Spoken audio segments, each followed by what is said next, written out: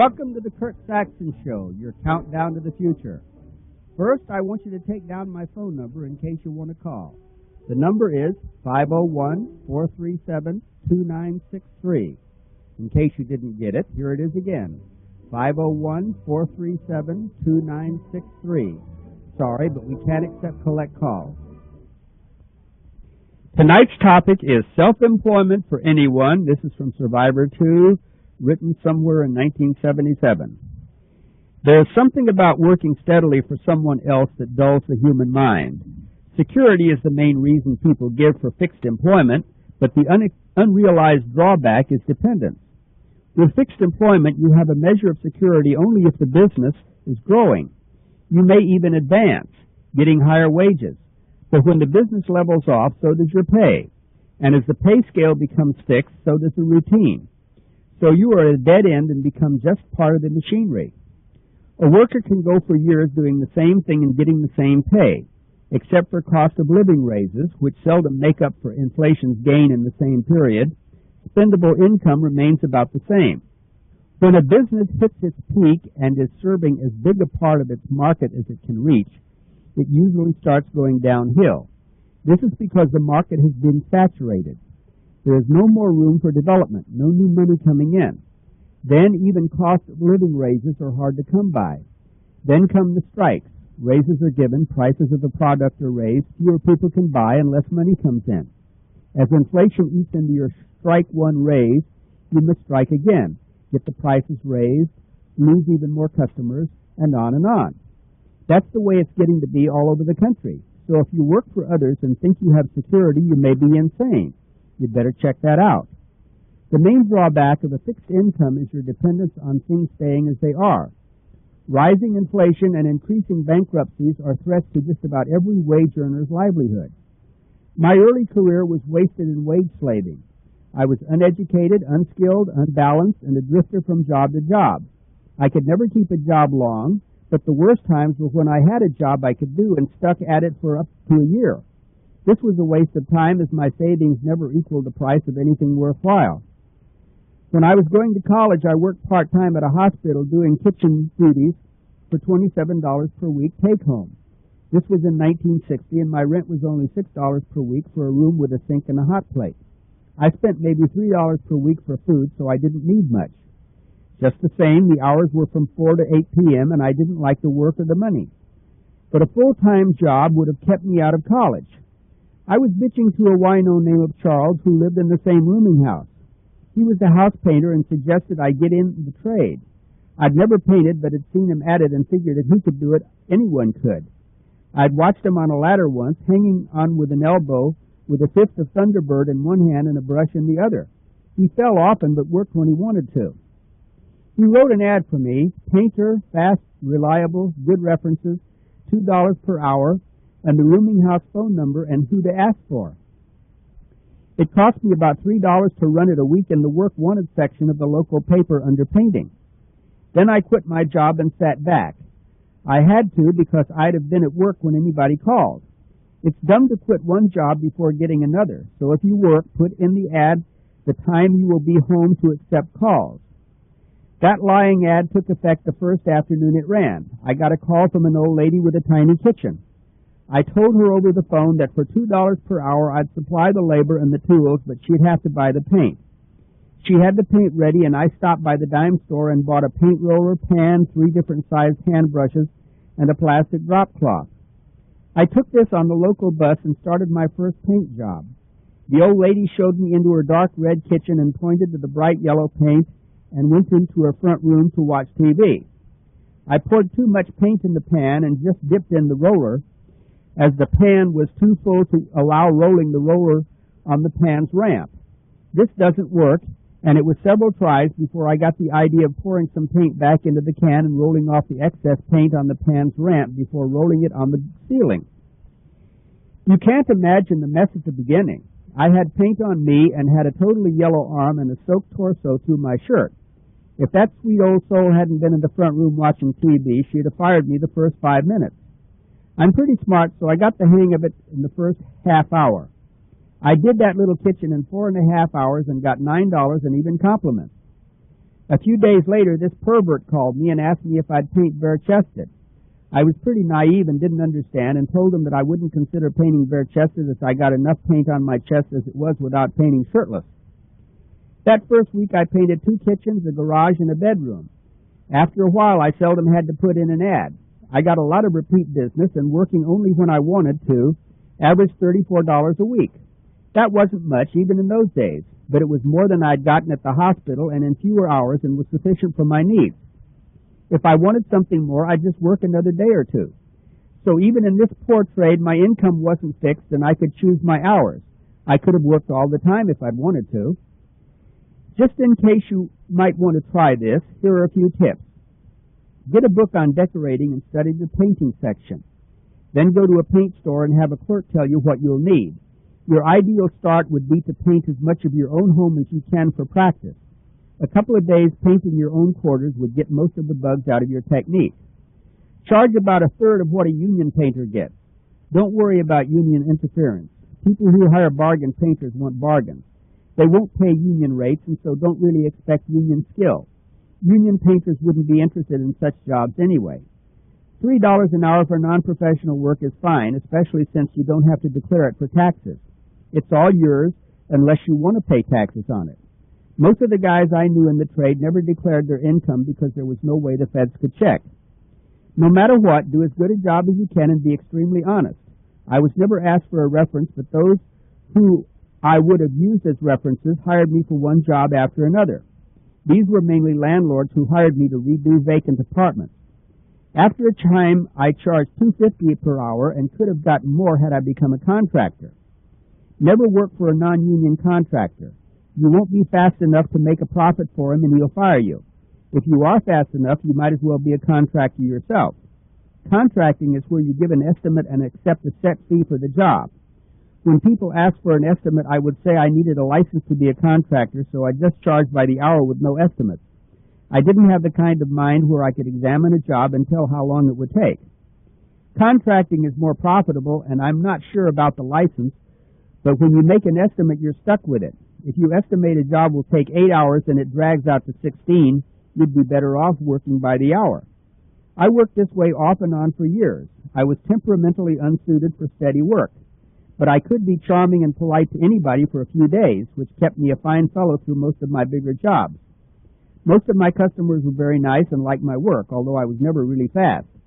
If I could do it, you can too. You'd be surprised how much work goes begging because unskilled people don't know they could do it, and skilled workers price themselves beyond the property owner's means. Work in painting, home repairs, etc. is all over the place, and you'll learn this if you'll only put in an ad. One place I was painting at, there was this young moron also doing painting on a picket fence. He didn't even scrape off the old roof paint. I noticed he had wet his pants and asked the lady how such a nebbish could get work from anybody. She said he only charged $1.50 an hour and did all sorts of little odd jobs.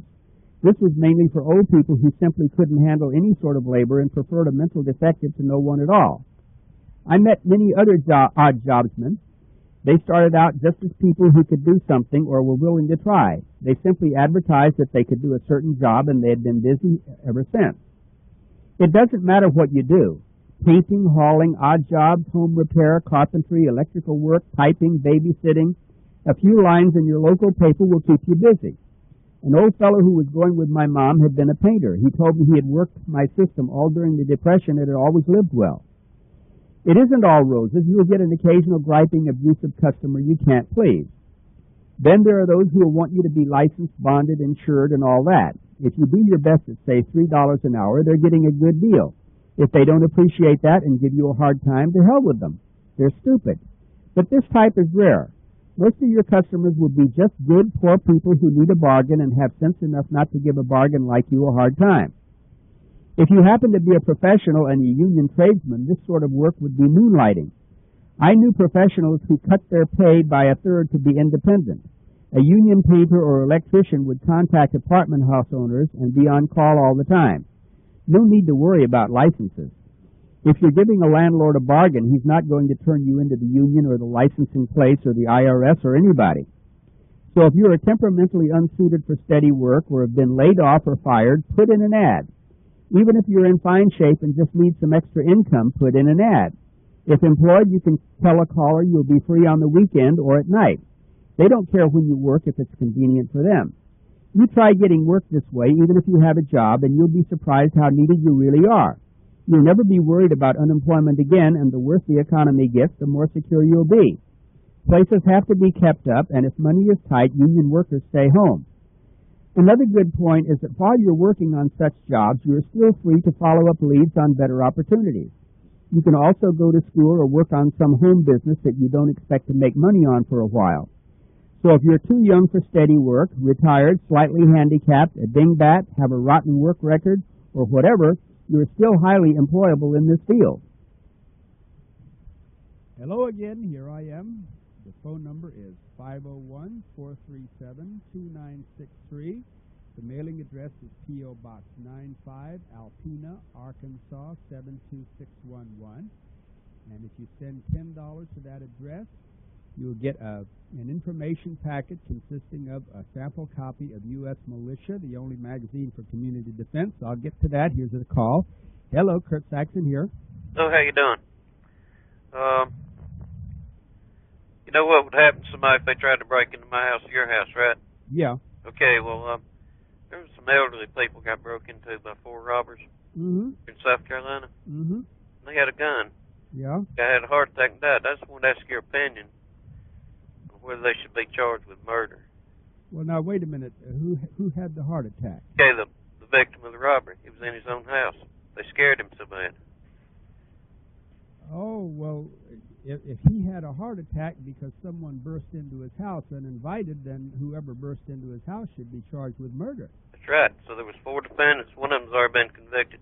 Good. Got this little guy, little wimpy talk show host, a local guy. He's sort of anti-gun and everything. Oh, he thinks it's just terrible that these guys were charged with murder.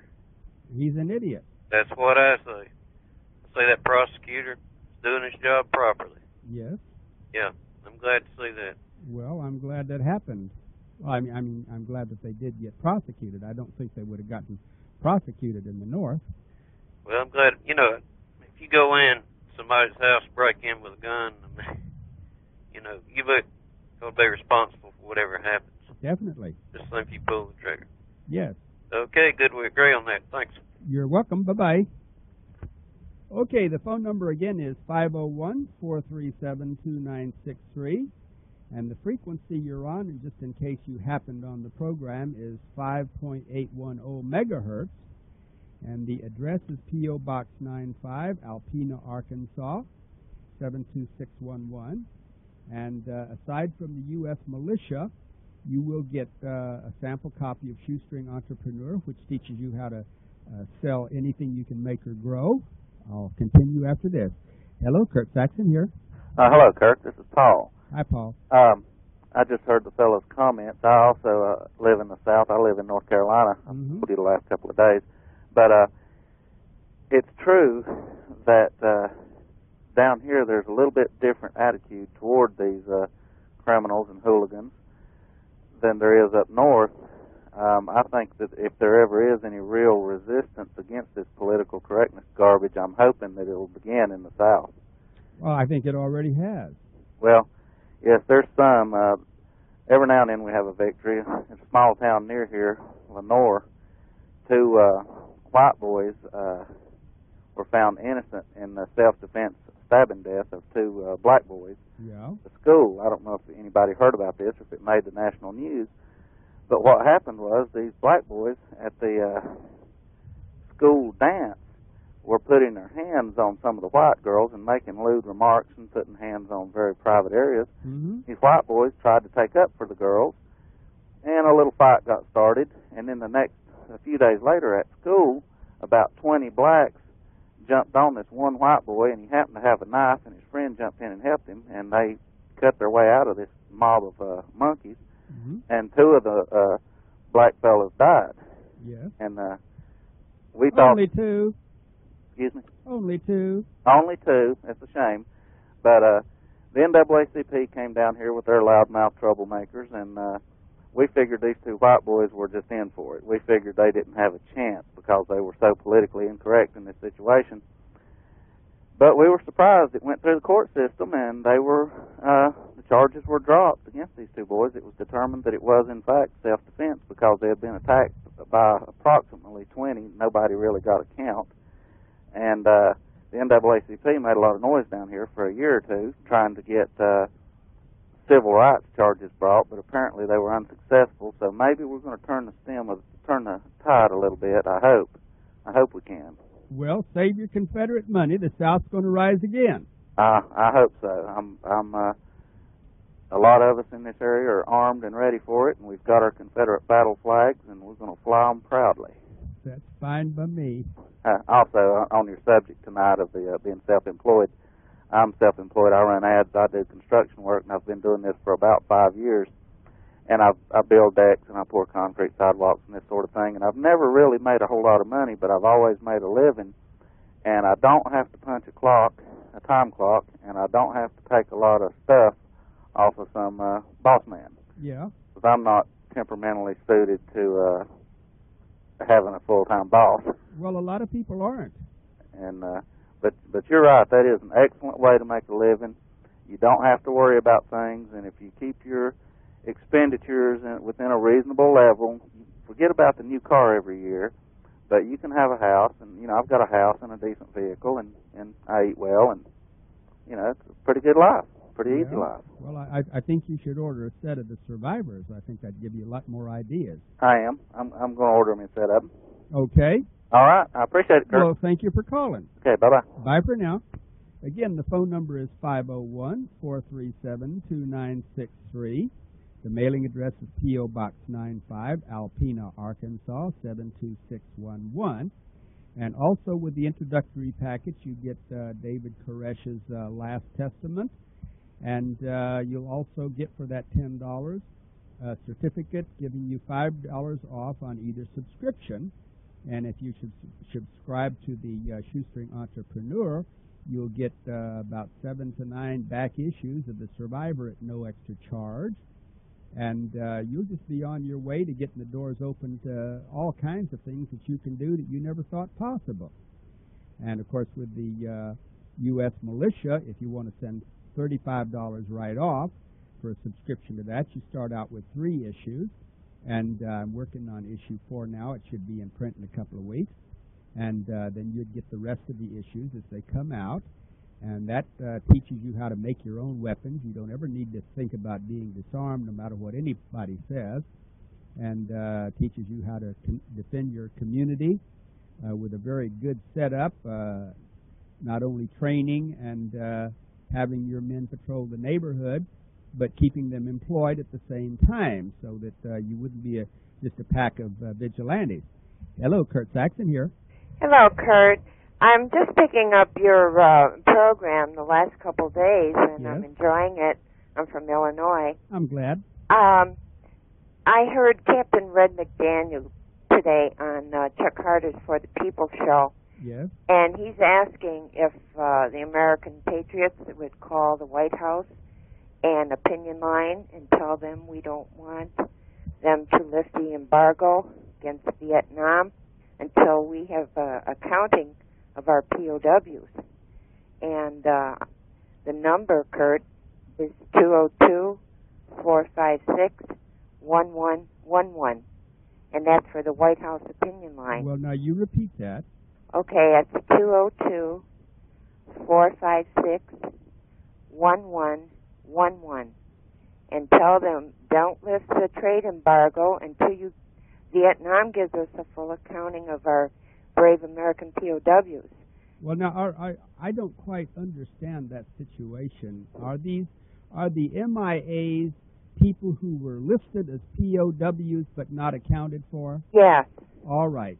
Because, see, any number of people can be lost in the jungle and never found. I don't know if you know much about combat, but especially jungle combat. Yeah. The big problem in Vietnam was that if a patrol of Americans went out there and they got ambushed, all of them could get killed and never be found because the enemy wouldn't bother burying them. Yeah. And if some American soldiers who were captured by the Viet Cong, not the regular Vietnamese army, if they were wounded, the Viet Cong would simply shoot them because they had no facilities to take care of them. But if they did get them back to an aid station, so that they could finally get up to the prison camp, it was very hard to get them there.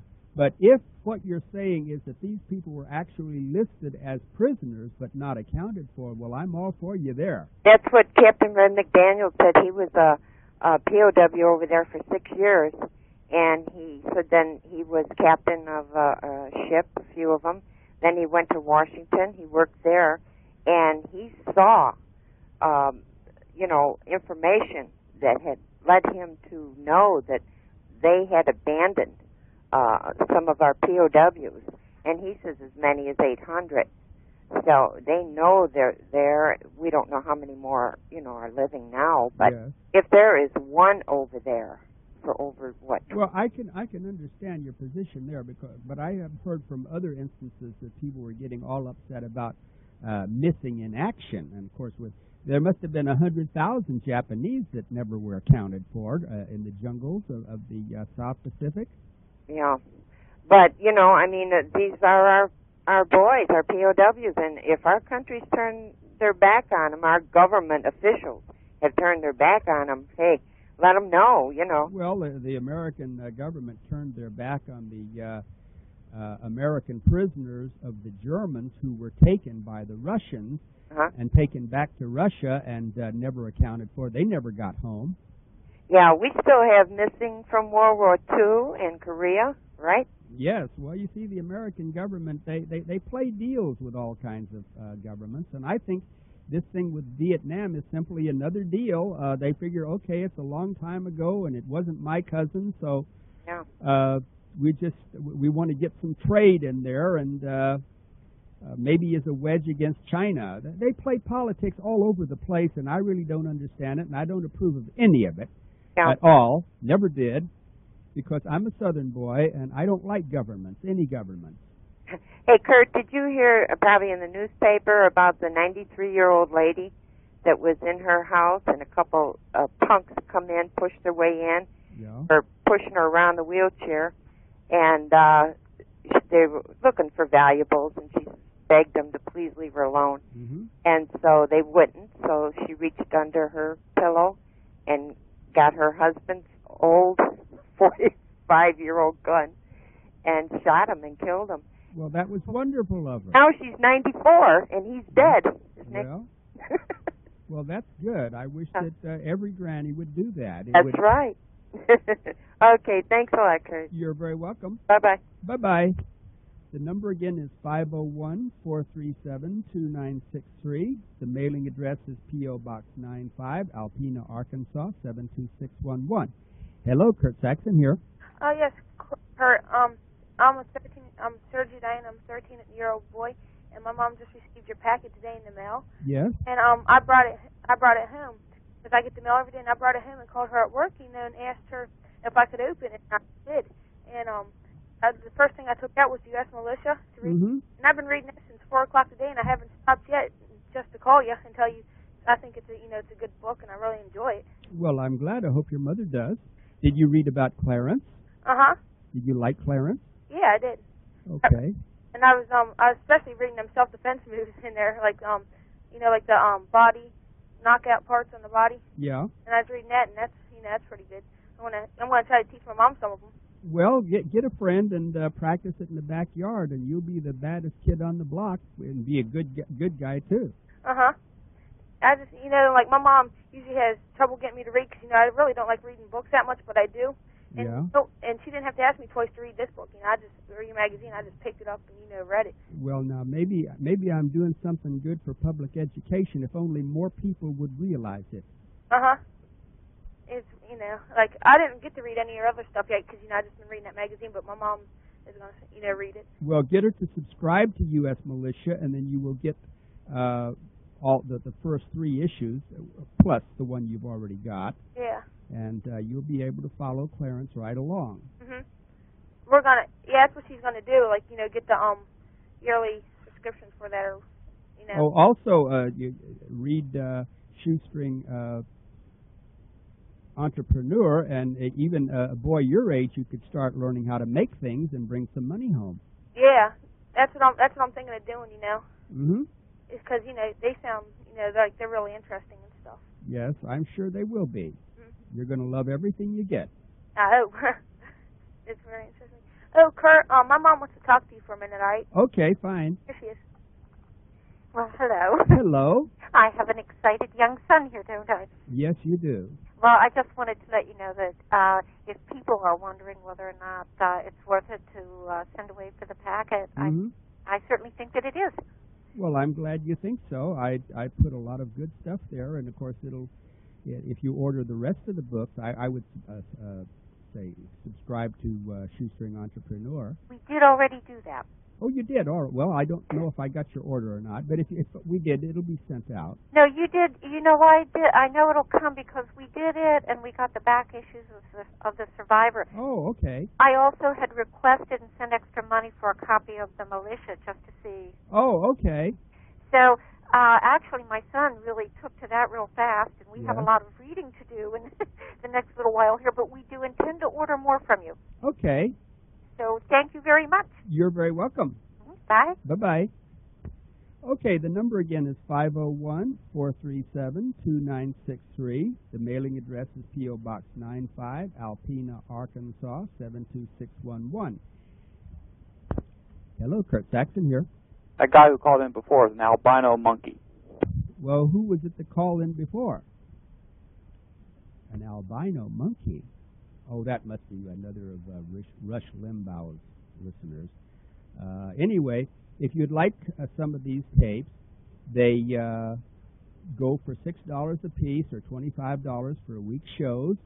That's postpaid, and you write to Jeffries Audio, P.O. Box 326, Alpena, Arkansas, 72611. And my phone number is 501-437-2963. Hello, Kurt Saxon here. Kurt, this is Ed from the People's Republic of New Jersey. There you go. I see you have a lot of New Jersey listeners. I do. Quite a preponderant number. I'm surprised. I know, I'm surprised too. But, I hear a lot of people talking about they're concerned about buying rural property or how to buy property or where to buy property.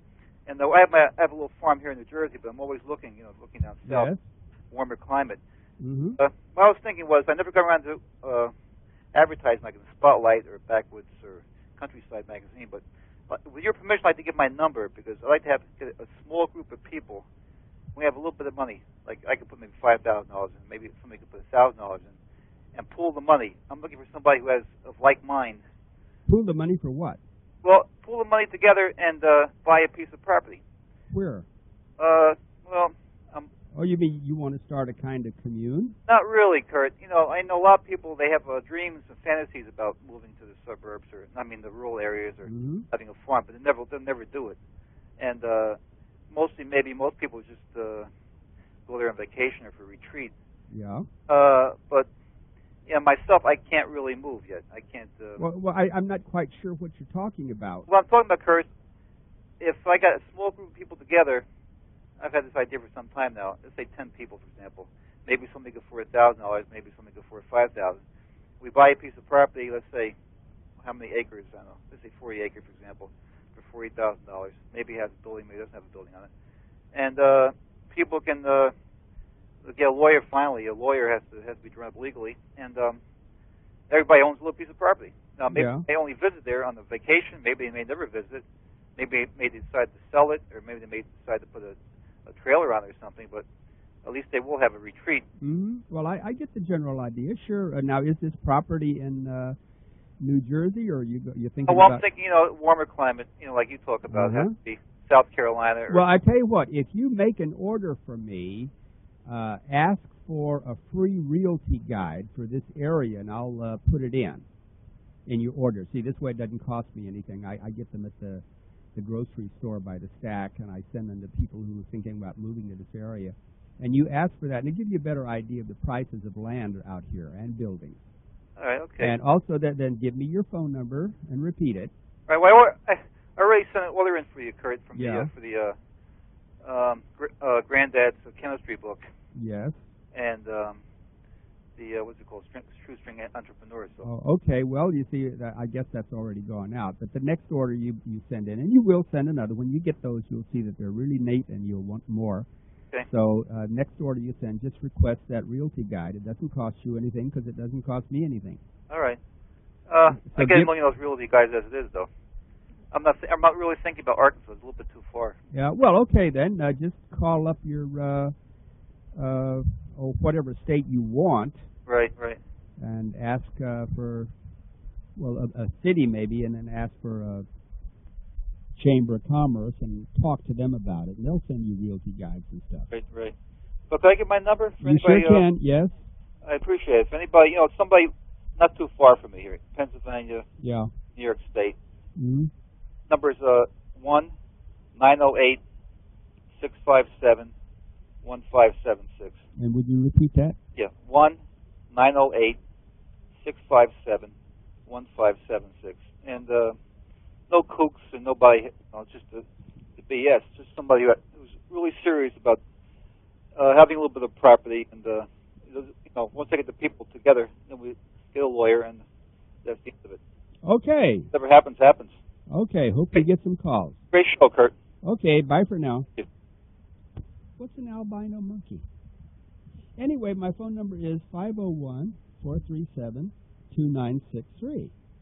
And the mailing address again is P.O. Box 95, Alpena, Arkansas, 72611. And if you've heard about The Poor Man's James Bond and you'd like to just buy the first volume of it to start, just send $18 plus $4 postage handling to the address I've been giving, and we'll send it out to you. Hello, Kurt Saxon here. Well, hi there, Kurt. Well, as we can guess, an albino monkey is just somebody's idea of a joke. Oh. Not to fear, we're all humans here. Well, he should have, you see, he could have said the guy was an albino monkey and then qualified it. He's free to talk on the radio. Oh, come on, Kurt. You know that's a hang-up-and-run kind of person. Well, he must be mentally defective. I'm sorry for him. Hey, I'm not going to argue with you on that one. Yeah. I've got to tell you, whatever color that man might have been is not the issue. No. But I got to tell you, I've of course enjoyed your some of your publications. I've ordered your Corona Mill. I'm anxiously awaiting the UPS man. Mm-hmm. And we're having a great time, but I have a semi-bizarre technical question. Yes. Sure you're the man that can answer. Let's hope. Any idea of what kind of a meal powder load might be necessary in a basic grenade? No, just, off the top of your head. I was, Well, I favor the match head mixture. Oh, okay, the high phosphorus? Yes, it's mainly potassium chlorate and sulfur and a little inert ingredients, but it has, you ought to get my tape too. Oh, okay. You really ought to. Now, that would tell you in living color. I set off that 2-quart firebomb, went nearly 50 feet in the air, and that's what Clarence did in Clarence and the Gay Martians, where he burned out those 10 homosexual bars. Ah, how silly of me, but I'm waiting to see that. Yes. Well, that's in issue 2 of U.S. Militia. Have I'll you be looking subscribed yet? Excuse me? Have you subscribed to U.S. Militia yet? I'm waiting on your intro pack. I ordered the Corona Mill at the same time, okay. and I'm one of those nasty people that paid cash. That's, well, okay. We honor it, but... I know, it's tough stuff. Yeah. Well, if somebody sends cash and we don't get it, how can we prove it? So that's fine. That's one of the risks I was really willing to take at the point. Yeah. Oh, incidentally, now, when you get your Corona grain mill, there's nothing in English. Oh, I'm used to that. It's from South America, but it does have the plan there, and any man can put it together and fiddle with it around. I know when I got mine 30 years ago, I had no trouble putting it together. It's very simple. As a home brewer, I've been dying for one as it was. Yeah. The second thing is I've lived in Central America as a stormtrooper. I'm prepared. I'm glad. I'm glad you've had such a fine time in life, sir. I have. Well, you just sit back and enjoy yourself there, and thank you for putting things out to other people. Okay. We're crying for you because otherwise we have Mr. Cooper. Well, everybody blasts Mr. Cooper. Bless his heart. He's a wonderful person, but he's speaking to the wrong people. Well, when he calls me up for advice, I think I can help him improve his program. Well, we hope that day never comes. Yeah, well, he's a very nice man. I like him. I don't think he approves of me. I heard that from someone else, but that's beside the point. I don't live for approval. Oh, you're a man that does speak the truth and is not trying to educate everybody, though, just those that are willing to listen. Just the educable. We try. Okay. Take good care of yourself, sir. Okay, bye for now. Out here. Phone number again is 501-437-2963. The mailing address is P.O. Box 95, Alpena, Arkansas, 72611. Now, if you'd like to take advantage... Whoops, I'll get to that later. Hello, Kurt Saxon here. Hi, Kurt. This is Glenn calling from Florida. Hi, Glenn. Last night you had a man give an address. He had a booklet he had worked up on compressors not compressors, equipment for survival. No, I hope you don't want me to give it out. Well, if you had it, I'd like it. I don't take it down. You didn't? No, I just don't take them down. I just get so much stuff, and I'm so confused most of the time that it would be hard for me. I know our local radio station does things like that, but it's just I tell you people to get your pencils and papers ready, because you never can tell somebody's going to come on with a phone number or an address that you need to take right down right then. Yeah, he caught me short. he's willing to call. He can call in again if he's listening. Yeah, if he's listening, why I'd appreciate it. That way I can get the address and everything. Okay. And, if anybody wants any land in Florida for a retreat, I've got some acre and a quarter parcels. Yeah. That would suit them fine. It's A1 agricultural. Well, would you give your phone number and then get off the phone? I sure will. Okay, give it to me and repeat it. Okay, area code 904-347-0543. Once again. Okay, area code 904-347-0543. Okay. Thanks, Kurt. You're very welcome. Looking forward to that packet? Packet, yeah. Okay, you should get it any day because the last ones went out. Real great. Okay. Good show. Thanks a lot. Okay, bye-bye. Bye-bye. Now, the phone number is 501-437-2963, and the address for Jeffrey's audio is P.O. Box 326, Alpena, Arkansas, 72611. Hello, Kurt Saxon here. Kurt, how you doing? John, West Virginia. Hi, John. Listen, these guys calling in from Jersey and different places looking for land. I'm in the eastern side of West Virginia. Mm-hmm. This is all mountainous. Yeah. Not the best place in the world for guerrilla warfare. The best place in the world to be left alone. Mm-hmm. And it's something they ought to consider. Property values, prices are pretty good. Yeah. And it's just a thought, and it's not real far from places like New Jersey. Mm-hmm. And the climate here in the mountains is about, the temperature range is about the same as southern New Jersey. Well, did you take down his phone number? No, he went so darn fast. He's from New Jersey. He did it twice. And I didn't get it. Well, he'll probably call back again. Right. But I just, it's something they ought to consider. I don't think you do better on the property value. Yeah.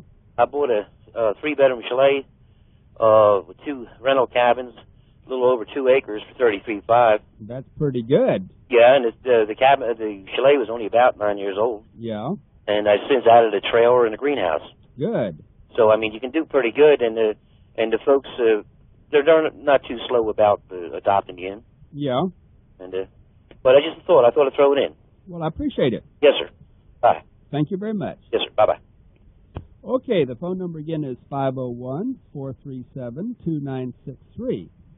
And the address again for the tapes is P.O. Box 326, Alpena, Arkansas, 72611. That's $6 each and $25 postpaid for a week's shows. And if you would like to pick up a Corona grain mill, just send me $44 and your home address and your phone number, because I call that into Utah, and they send it by UPS, and UPS likes to have a home address because they don't deliver it to post office box, and they like to have a phone in case they have any trouble delivering it.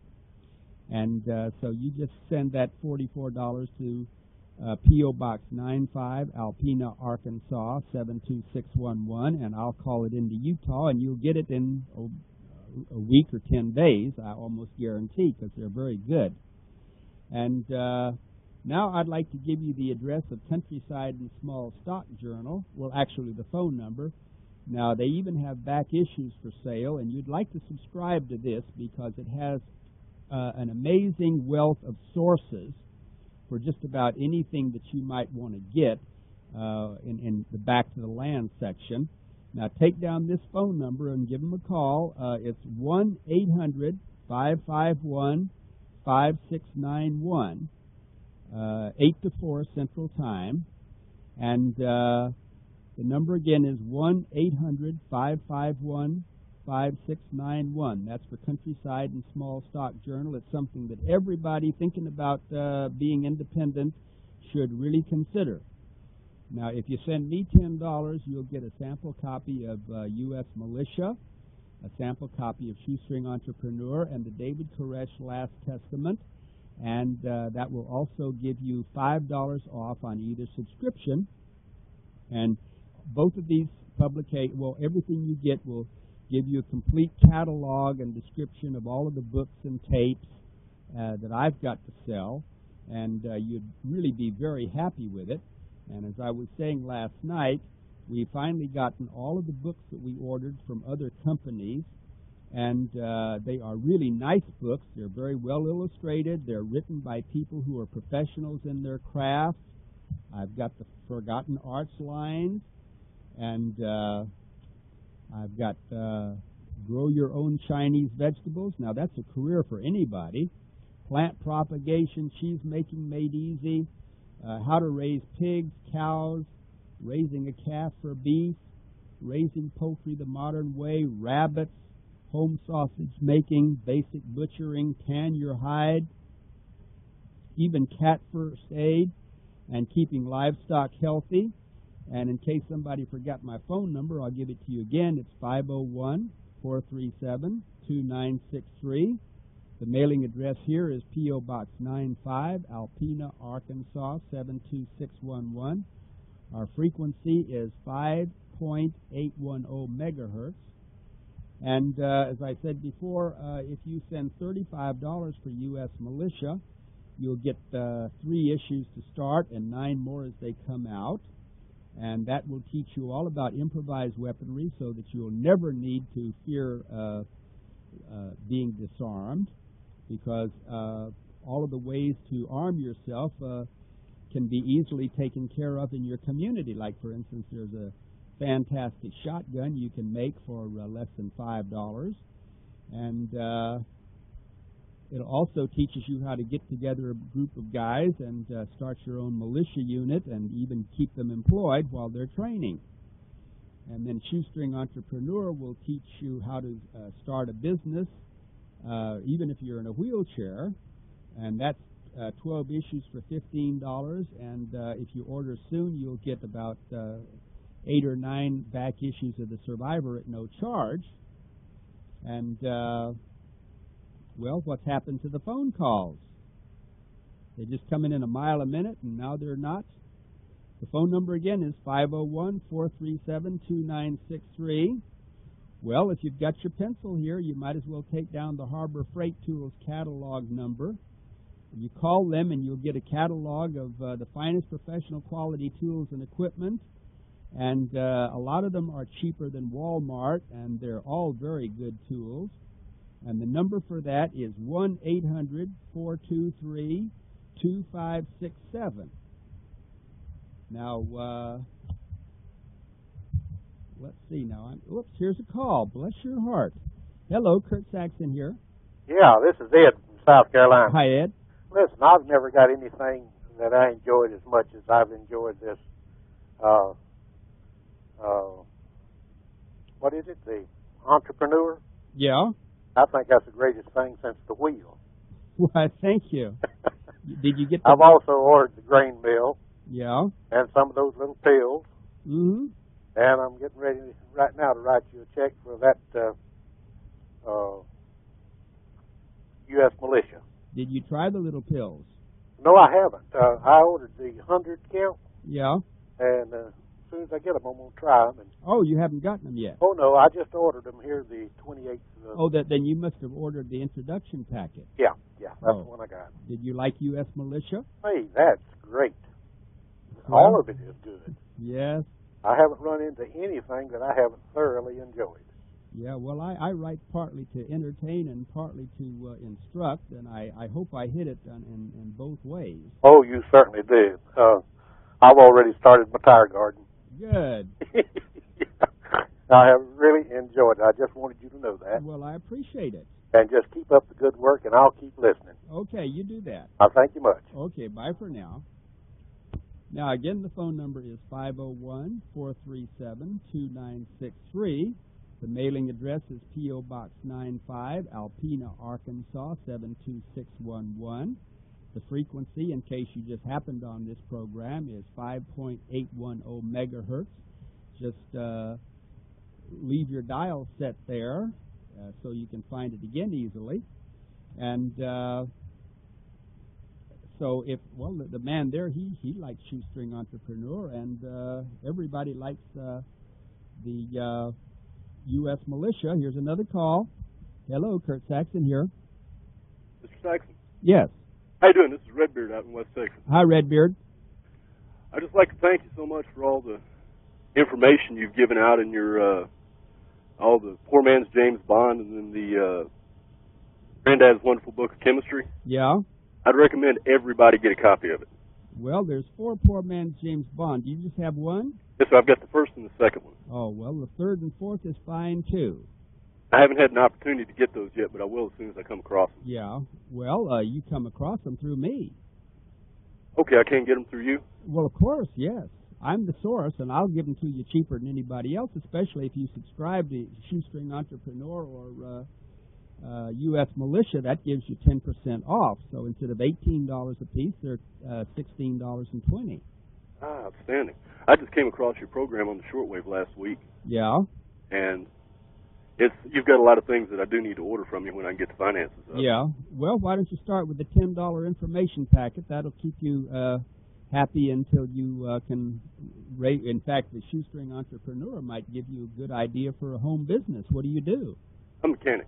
Mechanic? Well, look, if you're a mechanic, if you should say make the wood-turning lathe that is featured in Shoestring Entrepreneur from Popular Mechanics, November 1942, you could not only turn out all kinds of stuff, but you could turn out those lathes and sell them for about $300 a piece.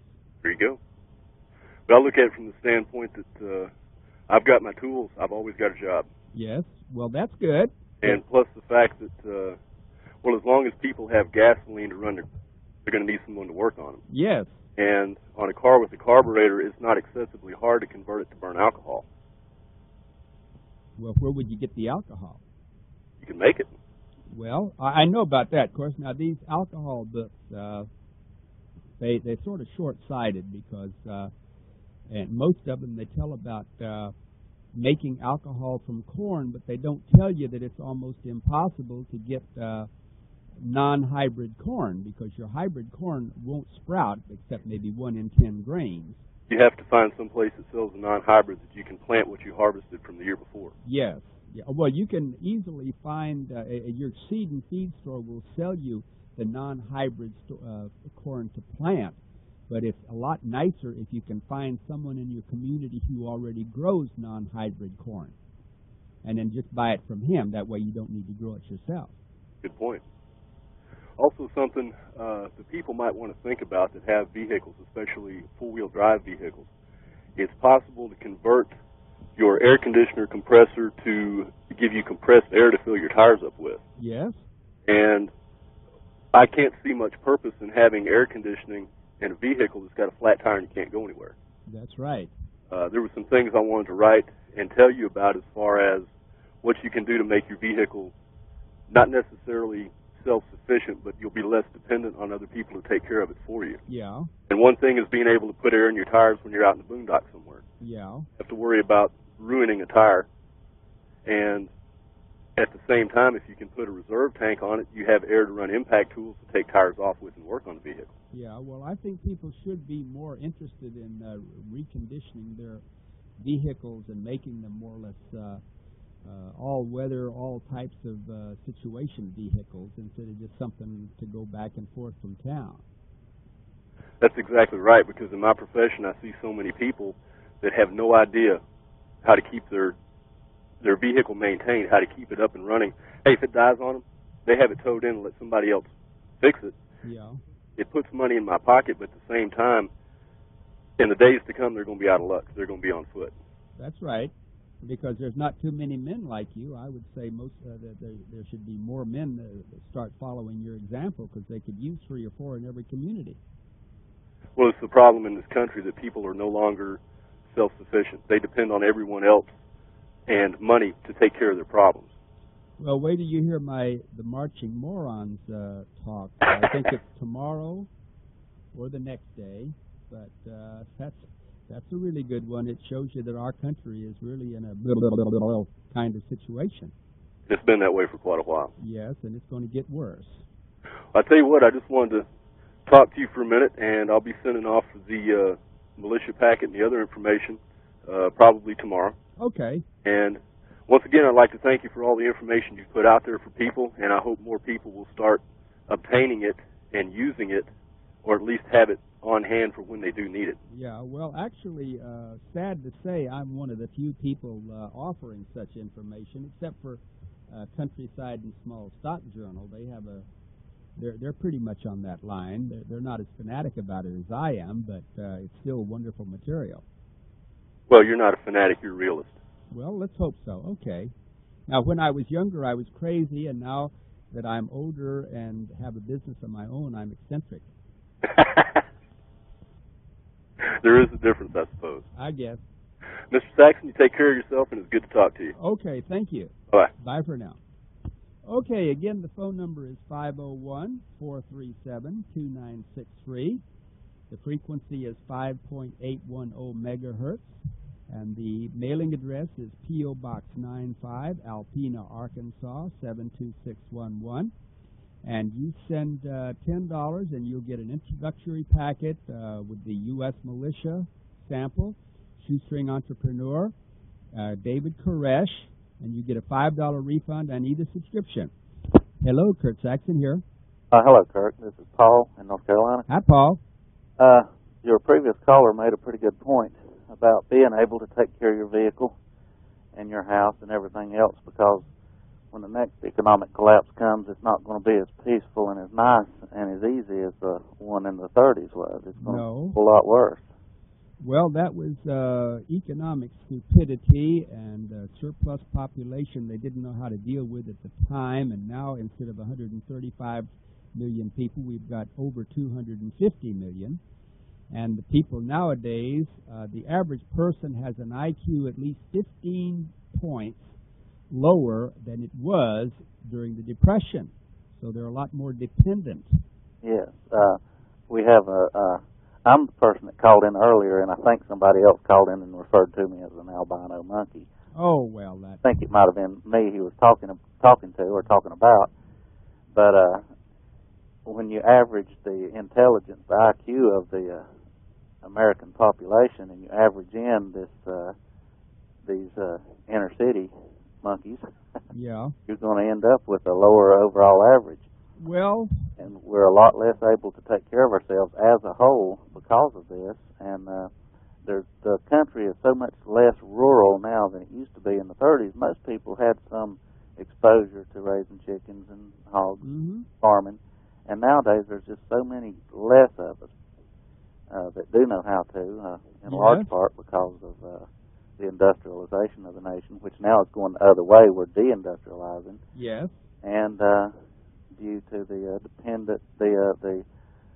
things that the government has done to make it hard for the farmer, and the things the government has done through their social programs started about 30 years ago to make more and more people dependent on other people to feed them. Yeah. And we're going to pay for all this.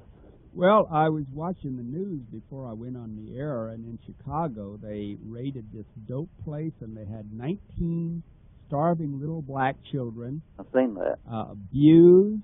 And then the commentator went on talking about how that the rate of child abuse and neglect in Chicago was just going by leaps and bounds. I'm sorry for those people. I really am. Yeah. But they weren't like that 50 years ago. No, they knew they had to take care of themselves, and they did. They did a whole lot better because they knew there was nobody to take care of them. We didn't pay them to be irresponsible. Now we pay our government. It's our government's policy to pay people to be irresponsible. And you know, you go out on the streets late at night, or you go out anywhere, and you see these little black children, or you know, they're 12, 14 years old or younger, and they're out on the streets at 3 a.m. You know, why aren't they at home? Where are their parents? Well, I don't think they have a real home. I don't think they do either, and I don't. Parents. Nearly 70% of them are illegitimate. They got no daddy to take care of them or to watch over them or to tell them how to act, and the mother is a slut. Yep. And it's really pathetic, and I'm very sorry for them. There's nothing we can do for them, and I think that within the next 2 or 3 years, things are going to get to the point where they'll just be slaughtered like rats in an alley, because there won't be any other recourse. It's going to be pitiful and horrible at the same time. You're right. It will be. It will be horrible. It's going to be a terrible thing. So that's why I think that everybody should fit himself up to take care of himself and his own family. And who knows, maybe there might be a chance that he might be able to help somebody else. Yeah. But if too many people just figure that they got this shield of Social Security and welfare and unemployment compensation to fall back on, why, when the government goes under, probably maybe as early as next year, when they can't pay the interest on the fantastically rising national debt, which is over $4.5 trillion now, well, they're going to cut off all those things because they're going to have to raise that money. I mean, like I said in one of my editorials, they've got to pay the interest on the national debt. A couple of years ago, it was 200 and something billion, and by 1995, it's going to be 600 and something billion, and the government doesn't have it. I mean, especially the government sending all those billions to take care of the people in the California earthquake and even worse than that, the people overseas. They're sending all their money overseas. Yes, well, I don't know where that idiot thinks that he's going to get it, but as long as the government can keep playing with paper, when the note comes due from the World Bank, for instance, mm-hmm. then that's going to be the end of it, and then America will collapse, and of course Japan will collapse, and Russia is just about collapsed. Did you hear about their chief economists resigning? Yes, I did. That's just that shows they don't have a chance, and they know it. Yes, we're America has been lucky. Well, we got to go now because it's that time. Okay, I'll see you. Call again, Paul. Now it's sign-off time. I'll talk to you tomorrow. So this is Kurt Saxon saying goodbye and be good.